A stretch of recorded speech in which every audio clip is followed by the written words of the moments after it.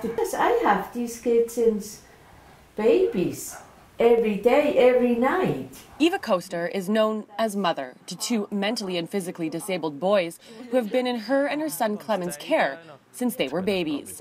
But now the Ministry of Children and Family are taking the boys away to a new home. Allegations came against the Koesters after Clemens asked for help with his adopted son, unrelated to the two other boys. The decision was made by the ministry. If you can't care for your own child, you can't care for others. The Koesters appealed, and for the last 2 years, the boys have remained in their care as the ministry investigated.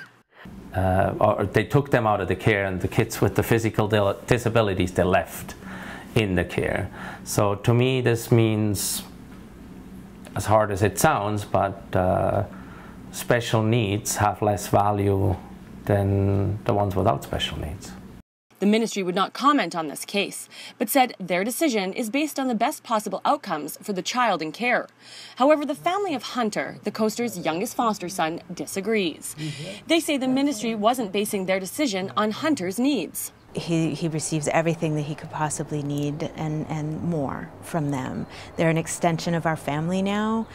And we had to make it wheelchair accessible with a ramp and widen the door. And renovations were made to the Koesters' home as a long-term plan for the disabled boys, which was signed off on by the ministry. However, the boys will be moved from what is a large farm with lots of animals for comfort, regardless of the improvements. Clemens is demanding accountability from the ministry. He's had a representative from Child and Youth attend the home, but even their recommendations cannot override the ministry's decision.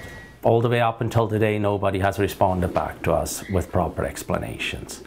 Martin Steinruck has been caring for the boys since they were babies and is outraged by the recent action of the ministry. He's written letters to the Ministry of Children and Family, but has not received a response. The two children that are in the Koester care are getting excellent care, exemplary care, in fact, beyond the call of duty.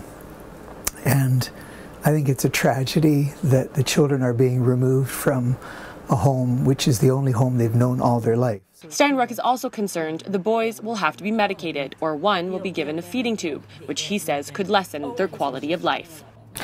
I have not, in my 35 years of practice, seen a situation where the ministry has gone directly against the advice of physicians, in this case 3 physicians.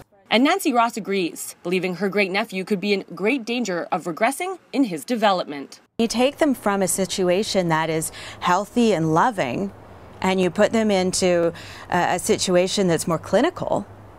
How is that better? I mean, they're not going to comprehend that whatsoever, right? And you don't give them any benefit because you're saying what? They don't understand because they're mentally handicapped, so that you don't have to give them any benefit of understanding? The Koesters have been foster parents for 20 years, but now the boys are set to be moved at the end of June into a home that's been specifically retrofitted for their needs.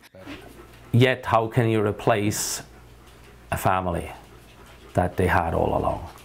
Castanet did contact the ministry regarding the Koesters' case, but they would not comment due to privacy laws. For Castanet News, I'm Jen Zielinski.